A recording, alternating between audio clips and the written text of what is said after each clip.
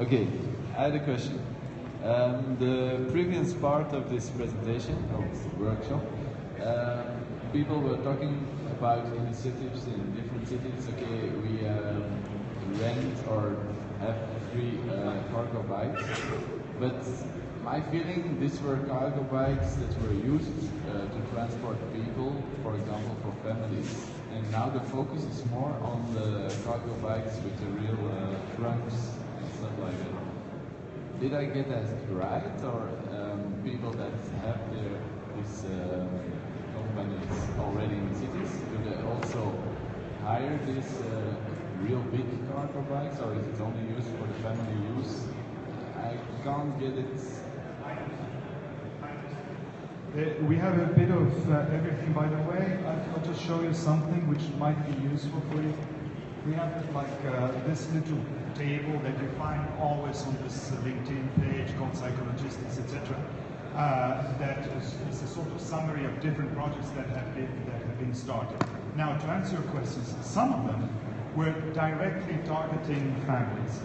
The one in the pilot project in Bern, for instance, was the bicycles would be lent to 4 families, 3 or 4 families, and they would organize it amongst themselves, you know, to see who uses it on Tuesday and who uses it on Friday. So that was strictly for families who wanted to take their kids or go shopping with a bike. Okay, that was that.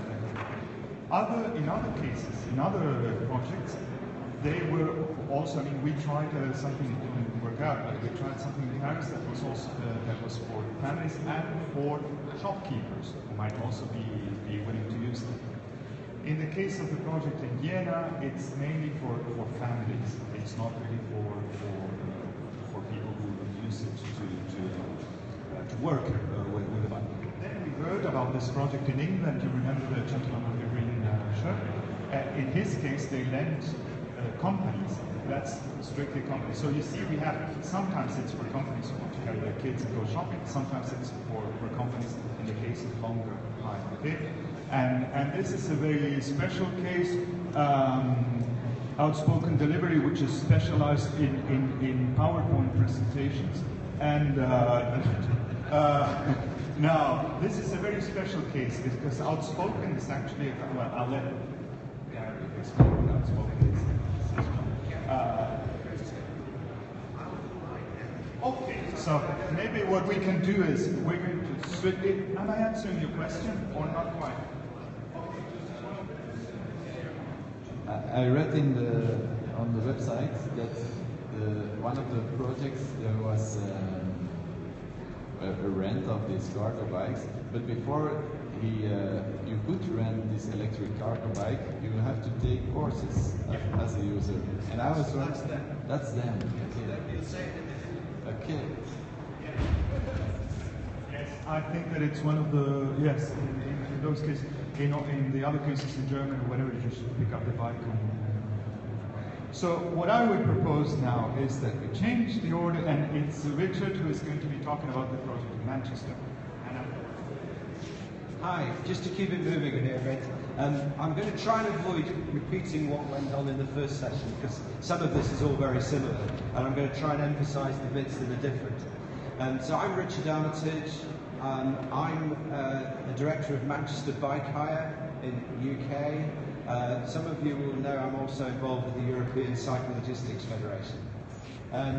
So we have a project which we're just simply calling Electric Cargo Bike Loan Scheme. So although it's about borrowing a bike, it's a loan scheme. It's to lend a bike, just like in Plymouth. We agree completely, although we're offering it for up to 3 months. We don't think you're going to get behaviour change in a day. We think that the people who are going to change and do it for real, permanently, they need to know that it's really working for them. So what we've got in Manchester, and this is the second difference from the previous ones that you've heard, is we've chosen the part of Manchester which is the busiest, the most compact, the most difficult to get around on a motorised four-wheeler. And I think that that's going to improve our chances of getting interest. because obviously the cargo bike can go from A to B without going via C, D, E and F if you have to do that by van. We can just go across the campus of Manchester University, Manchester Metropolitan University, Manchester Science Park, Manchester Business School, Central Manchester Hospitals. They're all in this corridor on the Oxford Road, and that's where we're operating. So all I'm suggesting to you is the choice of where you start to offer the cargo bike hire service could have an impact on your success rate. We don't know yet because the project only started in February, so I don't have any results. What's our method? Our method is that we feel that people need to be able to try different kinds of cargo bike. So we haven't standardised the fleet quite deliberately. We've got 4 different types of cargo bike to offer people, with smaller and bigger boxes, and we've also got one of those delivery e-bikes from E-Bike Netherlands. If you've seen the Domino's bike out there, we've got one of those. And by the way, it's proving extremely popular already. The second bit of the method is that, yes, we are going to offer a formal training course. People hesitate to call it training, right? Because is it a training course or is it just familiarization, right? And it's quite tricky. We think it's familiarization and induction. But we are going to actually write out the course and have people tick the boxes and know that they've done it. This is partly because the university's health and safety officers have got involved already. We've already had to do a 10-page risk assessment. I did ask whether they do the same risk assessment for the people going in the vans, but it's interesting, isn't it? The next bit of method is that it's free of charge, just like the others. Bluntly, we're not getting a lot of money for doing this service. What we're hoping is that the university people, when they decide to go for it, they'll buy the bike through us. That's what we're hoping. So that's where we hope we'll earn a living. The next thing that I think is very, very important, because it hasn't been discussed yet, is maintenance and repair. The first thing that happens when we lend out one of these bikes is people say, oh, well, have you got a puncture repair kit? Right? And we go, no, absolutely not. We have absolutely 100% do not touch this bike. If it's broken, ringers will be round. We are not interested in amateurs fouling up our cargo bike fleet. And we've taken a very, very hard line on this, and as a result, they don't break down. What we have got is a very regular maintenance regime and check regime, and we are also expecting every rider to do certain things on your small list every time they take the bike out. So we are hopeful that this improves the longevity of these bikes and makes them available over quite a long time. And I think that's about it, but I'm just trying to think. Oh, I know, data. The data. Somebody was asking earlier about data. Very important. Well, 2 things. We've just beginning to complete a survey by the European Cyclodistics Federation, which Gary's going to talk about this afternoon. And so we will have some general data about cargo bike logistics this afternoon. It's quite exciting, actually. A little bit of warm-up there, Gary. But on the project in Manchester, we are going to have trackers on the bikes. We've already got the first one fitted. We can follow our bike around on screen. It's a GPS tracker. It's interesting. We're a second generation, and there is no mobile phone data contract with it. Yeehaw! It's very cheap. It's about £1 a week. What's that? It's $130 a week is roughly how much it's costing. Secondly, it's very small. Thirdly, we can hide it inside the battery compartment. Fourthly, we don't need a battery in it because we're not getting this tracker for security reasons. We don't think that's very relevant, right? We don't think anybody's going to nick one of these. So we actually have wired it into the battery of the cargo bike. So So that's the end of battery replacement problems. The next bit is that we're going to have online booking, even while the project's for 3 months at a time. We're going to offer them online booking on bikemanager.com, I don't know if you've seen it, with special access codes for each different business or organisation that's hiring so that they can manage their own hires. And thirdly, we're also going to get journey purpose out of that, we hope.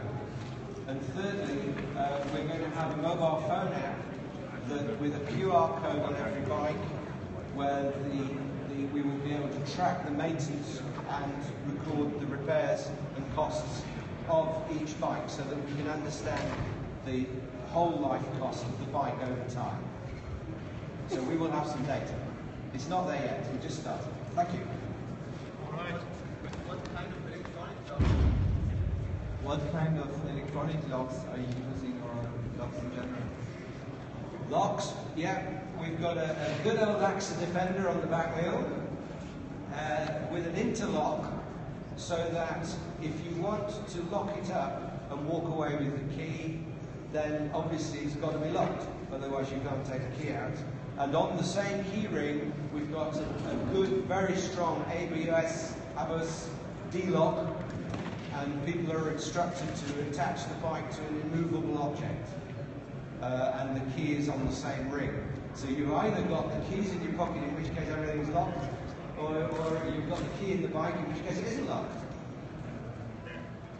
Does that answer it?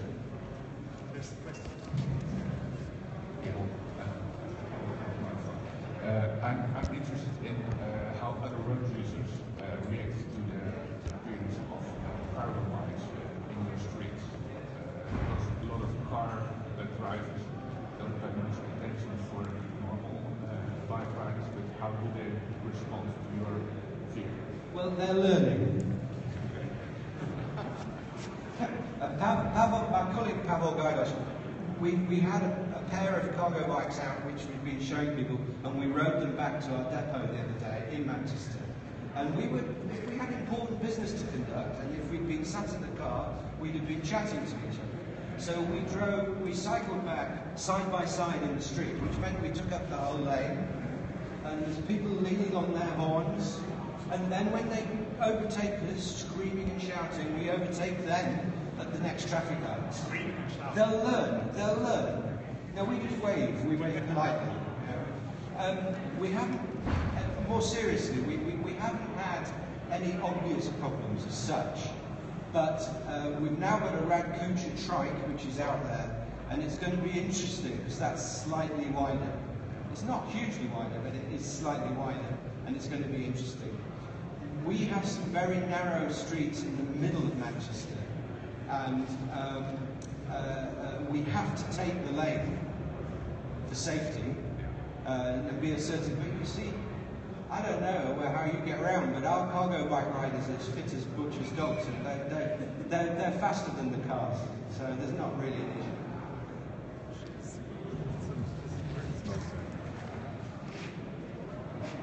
I wonder if you give next week training on how to use the bike. Do you also give any advice on potential trips or just processes?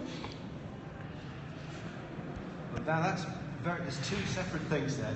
Yes, there is a familiarisation course that we expect every rider to do, and our idea is to create it on a cascade training program so that over time the familiarisation induction will be done by university staff or health hospital staff or business school staff themselves, not just us, because otherwise it's just going to be impractical. Initially we want to do it, we want to do it deliberately so that we really learn how to do it well, and how to do it quickly, and how to do it effectively, and how to document it. But once that's happened, we're going to cascade it, and it will be mandatory. It isn't necessarily going to be very long, 20 minutes, something like that, but we'll see. What we are also doing is where riders are lacking in confidence, and that's really, at the moment we're deliberately seeking out the early riders being regular cyclists. We're deliberately looking for that. But where the riders are lacking in confidence, we're putting them on a bike training course for adults, separately. because I think that's the only way to do that. Now, the second question you asked was about logistics. We have not been tasked with interfering with logistics, but believe me, privately, we're going to be looking at that very, very, very carefully, because we suspect that there will be some really good opportunities for bike logistics in that area that the people we're dealing with haven't even thought about. So I think you need to come back in 2 years and I'll tell you how we're getting on. But you're right, that I think that coming in to offer the bikes on hire and loan, we should also bring all our logistics knowledge with us too, to these situations. Because actually I think we're beginning, those of us who've now done, like Sam here I know does last mile logistics, you do in Plymouth, we're actually learning an awful lot about how to do this well, because we've got to. And I think we can transfer that knowledge.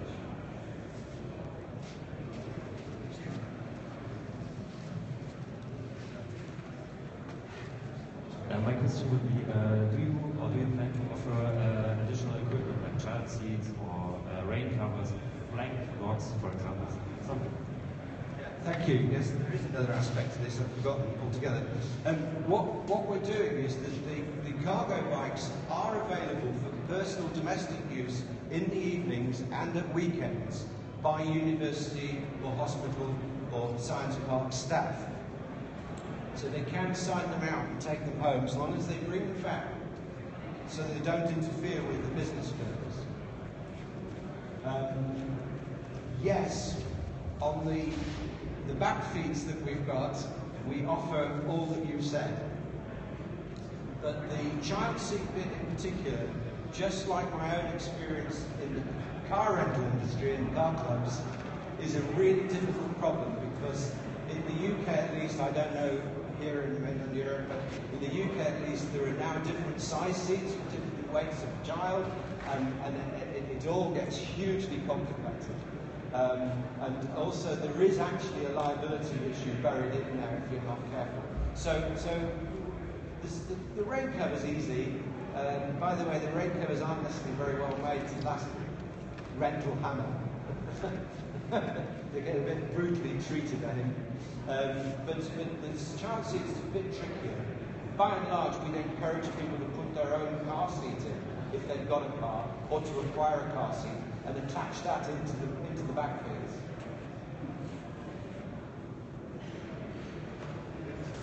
Maybe we can.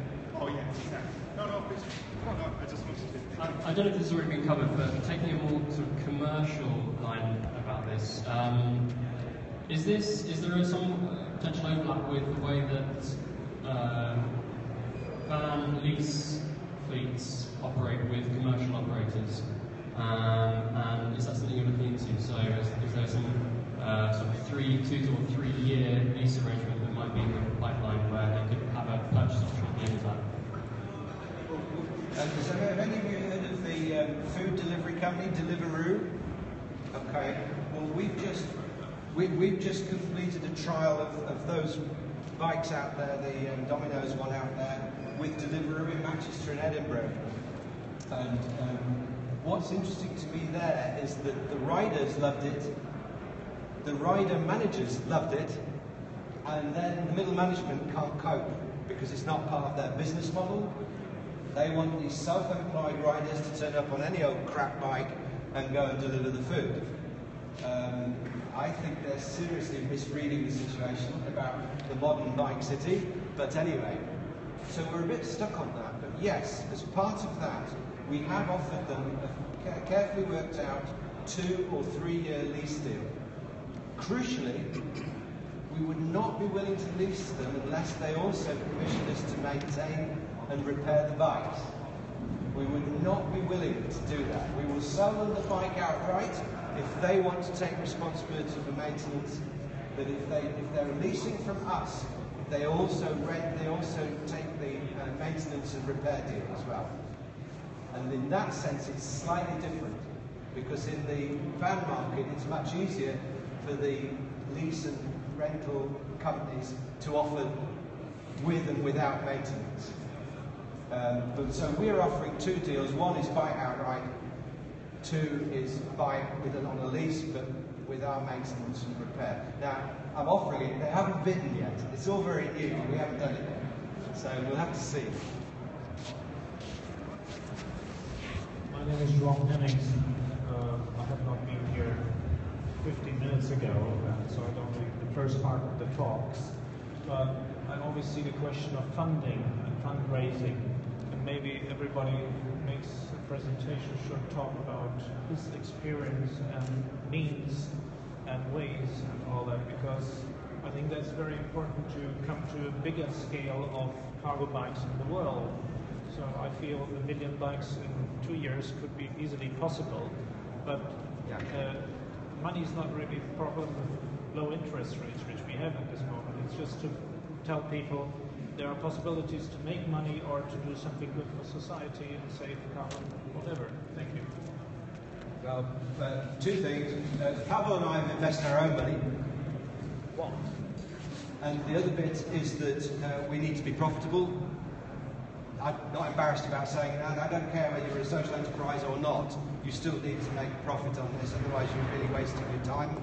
And the third thing is that if you talk with Art and Arno from E-Bike Netherlands, they already have a massive leasing finance company behind them for all the bikes they're leasing to Domino's and people. So there is already a leasing company, finance leasing company, here in the room, so to speak. You know, that is definitely where we've got to go. By the way, in the UK, I don't know if it's true in mainland Europe, if you start to do leases, you end up in the consumer credit world, and the legislation around that is quite exciting. So we are almost certainly going to have to find a leasing company in order not to have to go through all the compliance hoops with the finance authorities. Doing the leasing yourself is probably, if you're a small company, is probably out of the question at the moment. Okay. All right. So I would suggest that I've got a leaflet on the Manchester scheme if you want. Okay. Maybe we can, Gary, are you okay? Yeah. Fingers crossed. Okay. So we have this, the presentation about this project started by Outspoken Delivery, and then we continue with the discussion, okay? Okay, so as I said about 20 minutes ago, likewise with David, we're trying to push water up hills in terms of hiring out cargo bikes. But let me tell you a little bit about it.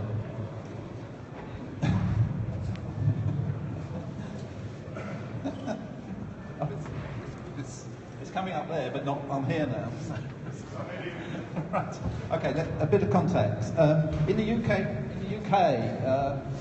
cargo bikes aren't very widely used. You know, even in cyclist cities, like from where I'm from Cambridge, Oxford, York, Bristol, London, there's not a lot of cargo bikes out there. And you know, I'm only aware of 8 retailers of cargo bikes in the UK, and 2 of them are in this room that I can actually see. So you know, there's a 60 million population in the UK, but not many places to actually buy a cargo bike. Second point is the electric assist legislation is recently changed in April last year, which made the use of electric assist cargo bikes much easier to use. It's been aligned with the rest of the EU. So Outspoken Delivery in Cambridge, we've got a fleet of cargo bikes and trikes which are heavily used from 8 AM in the morning round to about 3 PM in the afternoon. So what we're doing with this scheme is making our bikes available outside of these hours. And so we're seeing it as cargo bike hire being a way of utilising the assets we've got when they're not in use.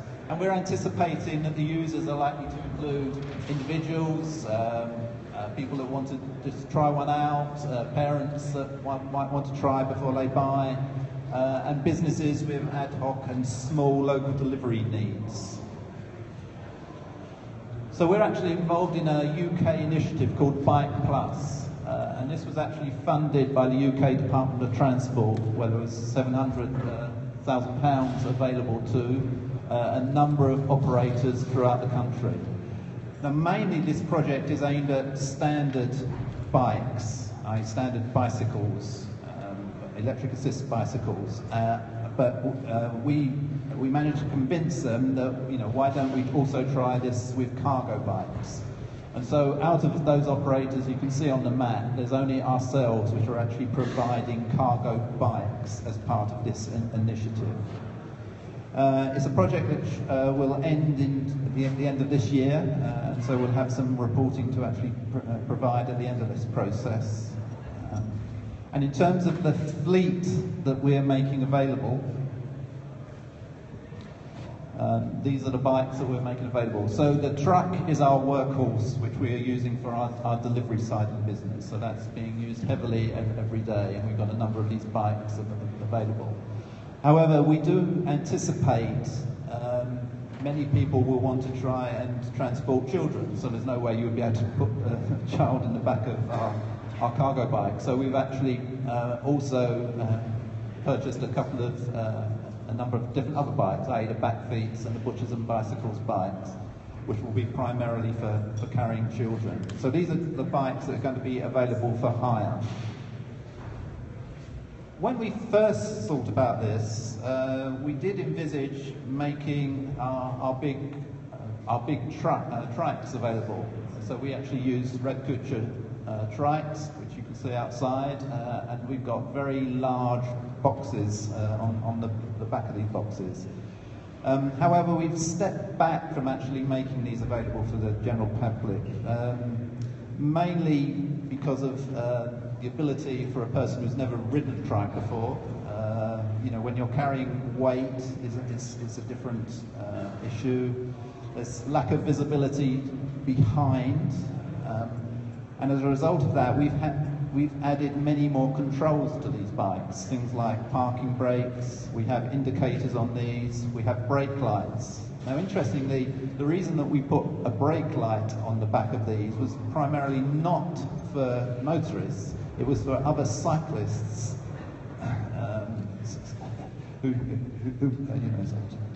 in order to warn them. And then also we were also worried about when the bike was actually returned, how good, because this is our workhorse, will it be in a working condition for us to be able to go out and do our deliveries in the morning.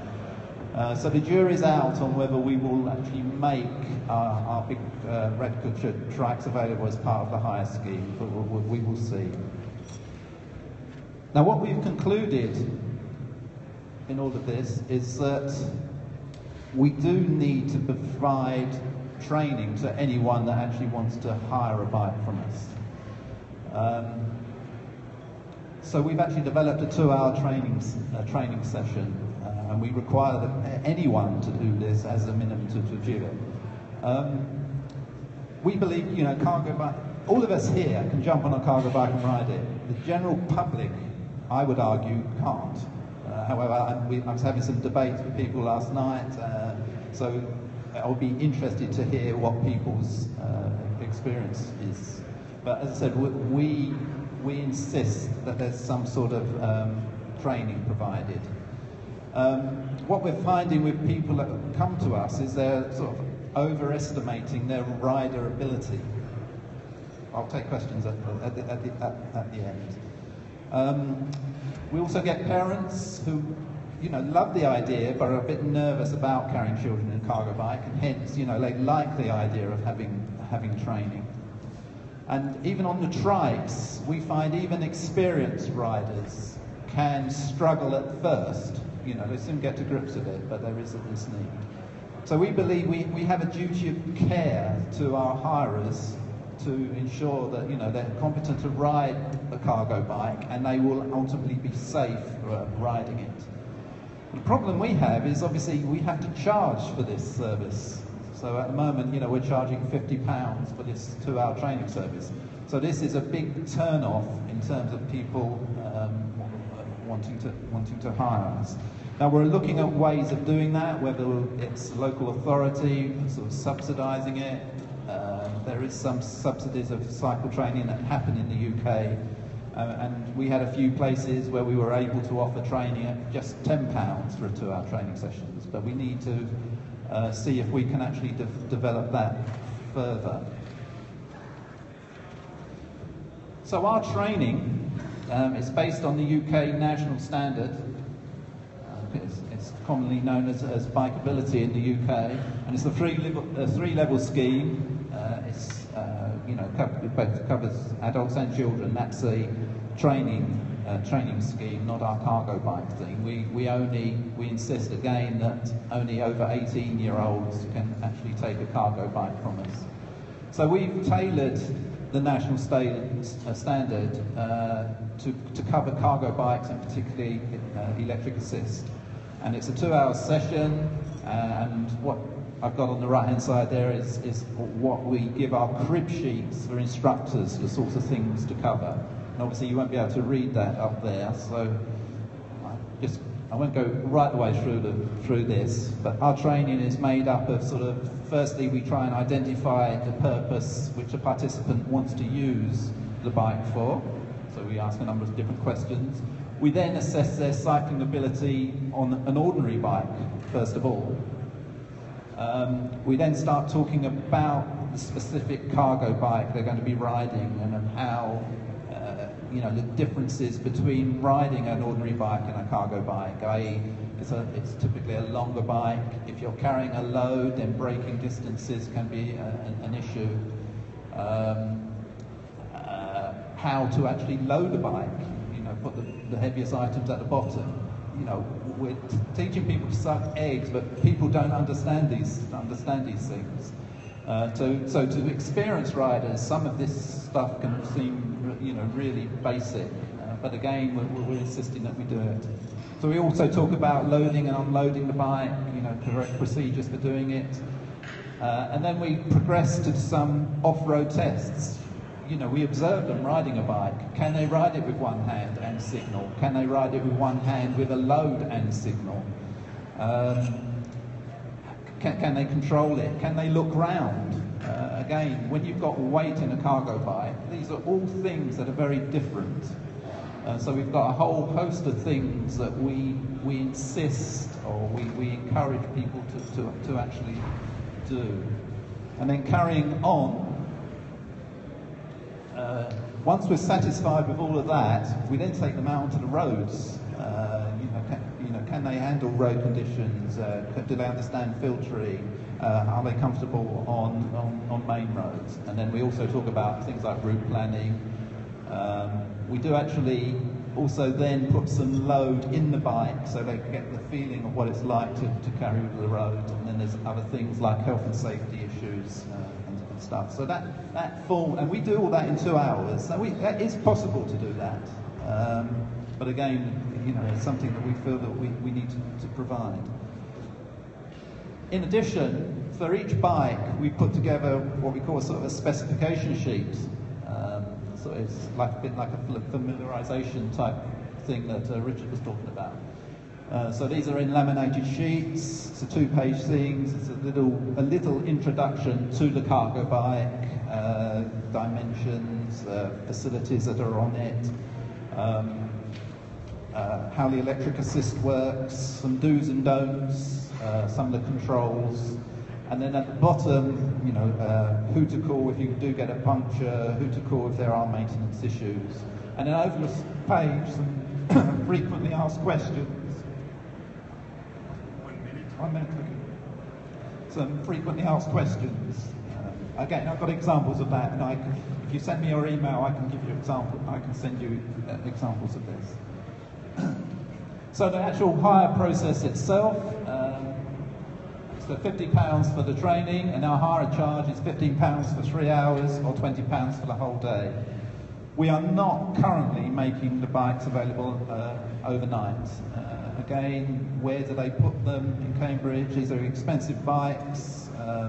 So again, these are all barriers which are not helping us with the scheme. All the bikes have tracking devices, so we can see where they are at any one time to see where people can actually travel.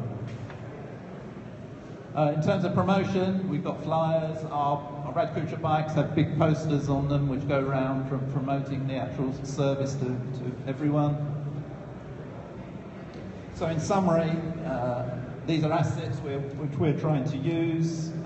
It's part of the Bike Plus initiative. We've got a range of cargo bikes available, but people do need training, and it's a 2-hour training course. And with that, I'll finish. Thank you very much, Gary. So we'll start with the questions. Yeah, Judith, on the France, first of all, I'm so happy for this development to train people. So thank you for that. It's really the nicest gift. I was here two years ago, and I couldn't really find a program to train people on cargo bikes. And my question is, how do you deal with insurance when parents are or people are transporting children? So what is yours and what is theirs? Do you have an answer to that? Yeah, just ask your first point. What I will say is we actually, all our delivery riders have to do this training course as well. So anyone that comes to work for us to do deliveries, we provide a training course.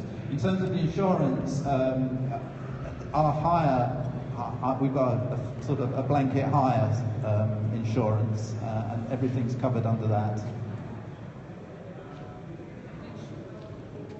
So the public liability will be covered. If they have an accident, then they'll be covered under the liability scheme for that. Gary, personal accident though? No, all right, no. Yeah. Yeah. Can you answer to that? No, so there is no personal accident covered in that. Okay, because this is interesting. So this is interesting me. When you have personal accident, who will cover? Right. I don't know the answer to that. But this, I'm sorry if I missed it. We thought about this issue in the case of the cargo bike sharing scheme in Paris, and the answer we got was whoever rides, you have your own personal insurance. If I have an accident with my own bike, or I have an accident when I take a leave in Paris, it's if I have to go to hospital, it's Social Security that pays. Whether I'm on a Velib or your bike or mine, that was the answer in terms of personal insurance. So it's not as if we are, unless the accident is caused by the bike, and in that case, I don't know the answer. Yeah, true. This is your own personal use. You choose to hire a bike, but this is in training program. So this is another aspect. People also choose to do the training unless you're forcing a garage. Yeah, we are also thinking.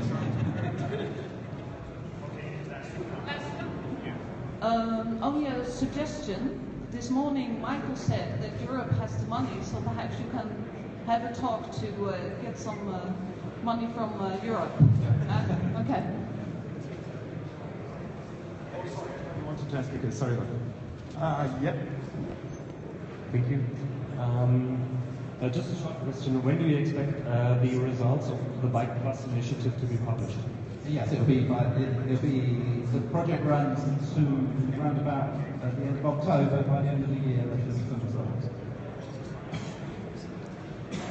We have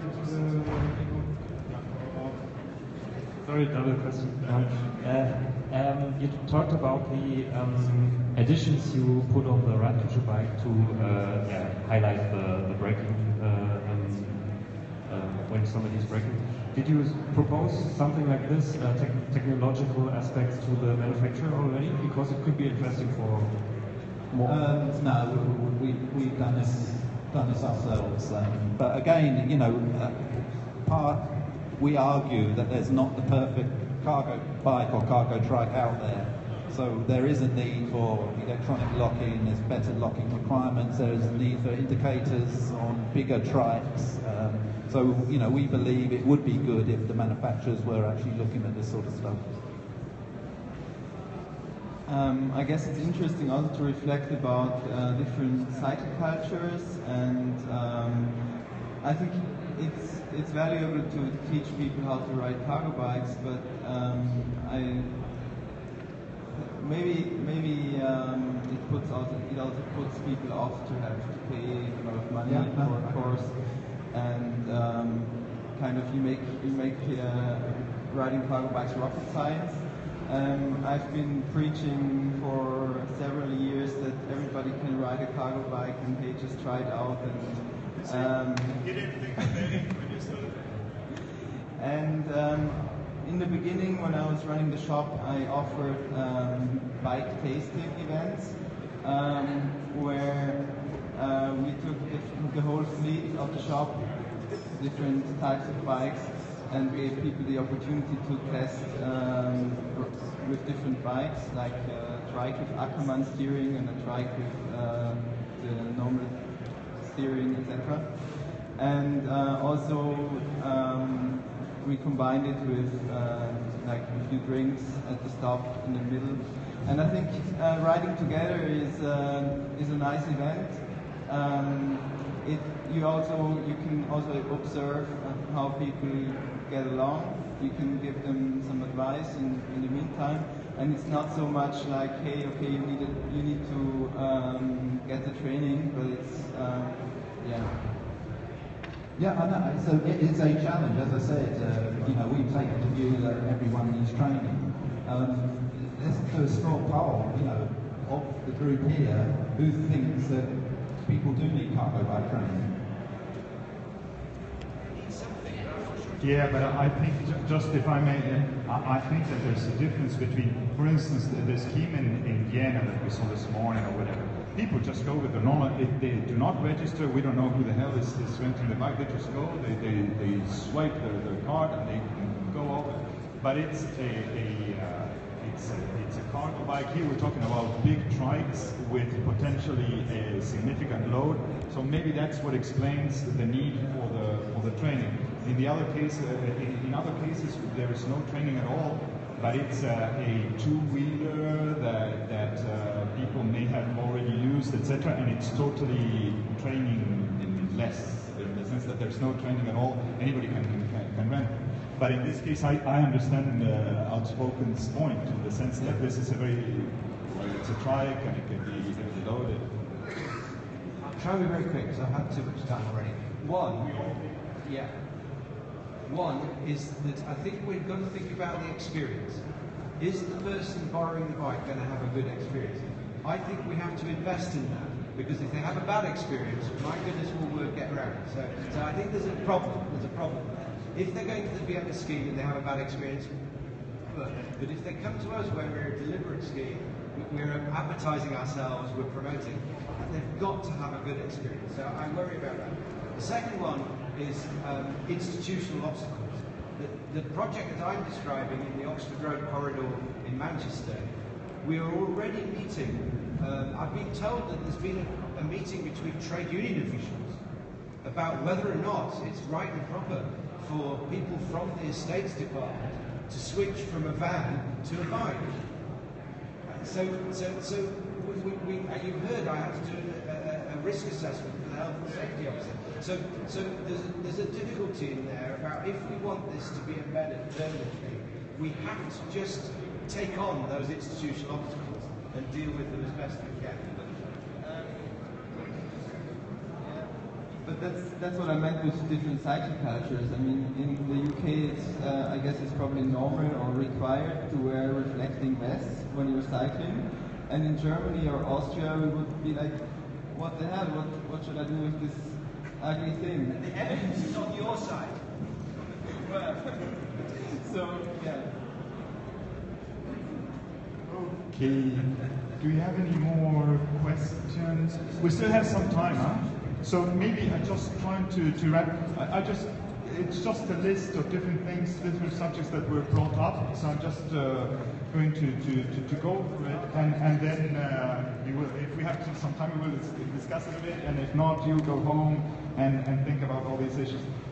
We discussed, one of the points we discussed was the question of the target group, the question you asked, etc. I mean, are we thinking of families who want to carry their kids and go shopping, etc.? Are we thinking of small businesses, etc.? So that determines quite a lot of things, even some technical issues, in the sense of how do we adapt the part of the bike that is used to carry stuff, if this stuff is kids or if this stuff is equipment, something else. So this issue of how do we come up with a sort of universal cargo bike that can be used for multiple purposes? This poses some technical challenges, okay? A normal user will buy a bike for himself or his family, and he will adapt it to this special need. That's one. The second issue that we have seen differences between the different projects that have been, or initiatives that have been proposed. The question of registration or not. Do we know who the users are? In some cases, it's very explicit. You have to register, you have to hire the bike, so we know perfectly, and they have to go through training, etc., etc. So we know perfectly well. And then we have other totally open systems, like the one in Vienna, for instance. Of course, you know who has rented it in the sense that they have to swipe their card, but they don't know how to register or do anything specific to actually use the bike. I mean, some of the free cargo bikes schemes in Germany are like that. The third subject that came up is this question of what Richard was saying, etc., how to unlock and lock the bike. And we have two different situations. How to unlock it when you're going to start using the bike. So do we have an automatic system like MVN, etc., or do we have a more direct human contact system like Capital to Go, the one that we talked about this morning, Arne talked about this morning in Switzerland, where it's local shops who give you the key and tell you, okay, go and lock it. So that's one locking and unlocking issue, and there's another second locking and unlocking issue, which is when you're on your way, not when you're hiring the bike or taking the bike, when you're somewhere else. Because in some of the locking systems are linked to the docking station. So in that case, you solve the problem of how to unlock and unlock it initially, but you do not solve the problem of how to lock and unlock it when you stop in front of the vehicle. A fourth point was the question we've talked a lot about, well, in most of the cases we talked about the question of tariffs. In some cases people pay for it, in other cases people don't, and it depends also on the objectives. I mean, is it just trying to show people that cargo bikes may be used for many different purposes, and in that case you want to encourage them, and then you don't charge a thing?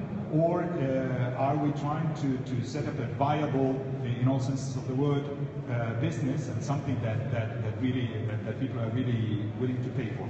Just a side note, let's forget for 2 seconds cargo bike sharing schemes. Let's talk about bike sharing schemes. Most of them, they are not profitable. I mean, most of them are heavily subsidized. Okay, so this is something that we have to bear in mind. I mean, relief without subsidies wouldn't exist.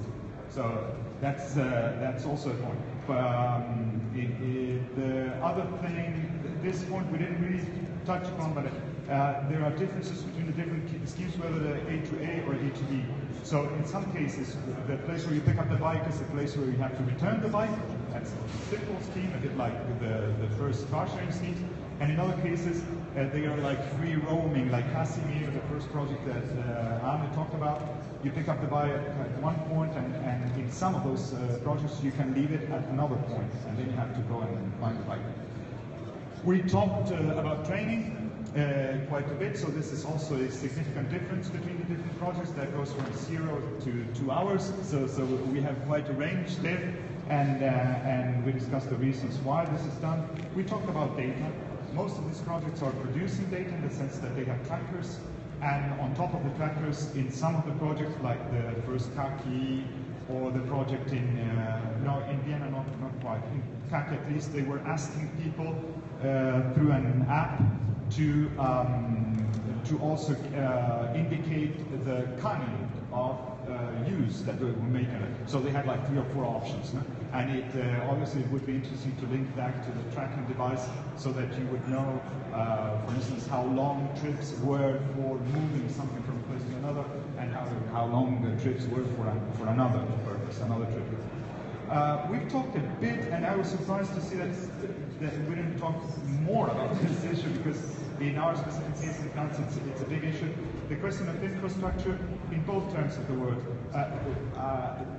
where to park the bikes. This can be a major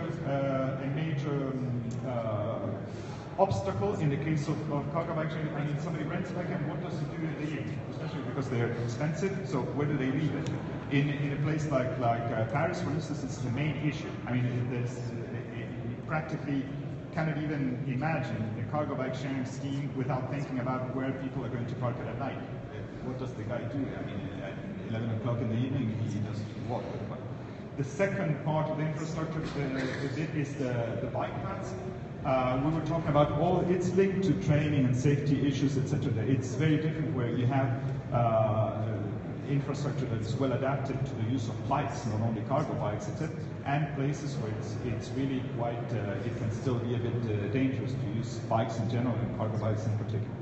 We talked about funding, and there we have all of the projects that we have mentioned today. I mean, you have all sorts of situations.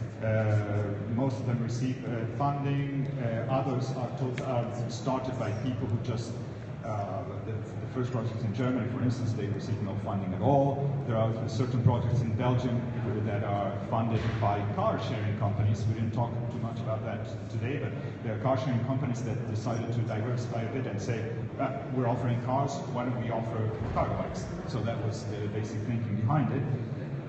We talked about insurance issues, which are not totally worked out, because this is a subject that I think still has to be developed. So that's a bit of a list of all of the issues that some of them are being resolved, others are still starting.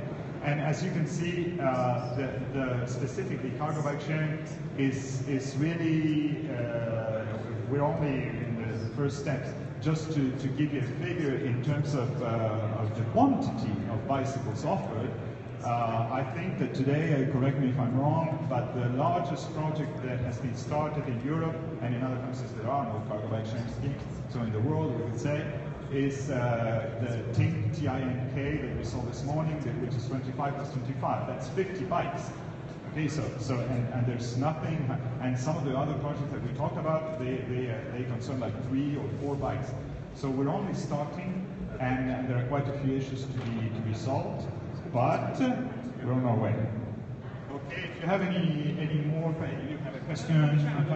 Not to interrupt you, because now it's time for lunch. So if you still have questions, go to Francisco directly. One last one. Let's just very last one, okay? I just want to make a point. I've lived in Asia for over 30 years, and there have been thousands of cargo bikes in operation in Singapore, in Thailand, and so on. They are much bigger than your little scheme. In German cargo bike sharing, you should say it the worldwide. Some way the people are making a business, so it's not sharing. I think it's not sharing. That's why I said that. Okay, sorry. Good.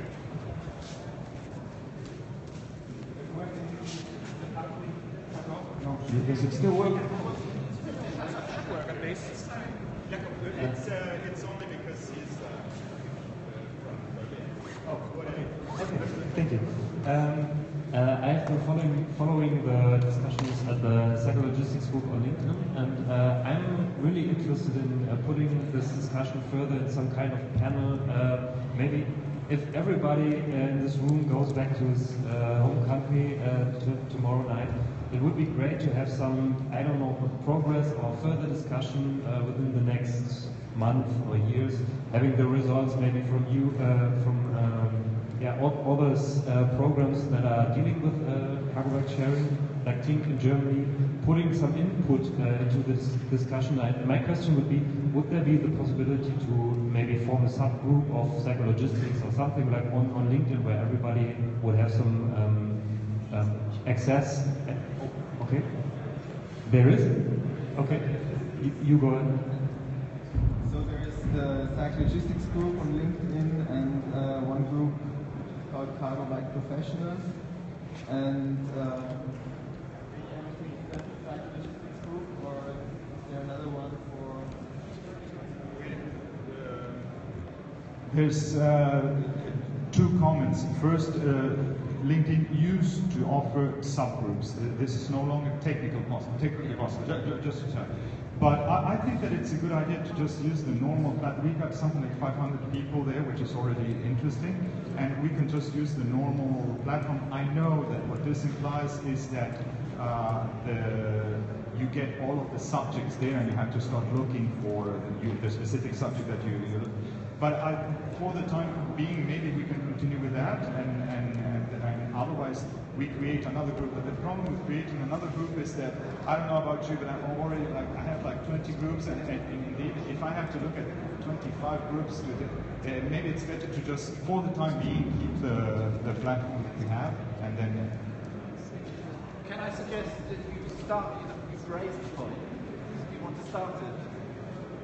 Yes. I'm really interested, yes, but I think that would be able to Francesco's proposal to use the psychologistics conversion, keeping the issue not talk about keeping it vital. Yes.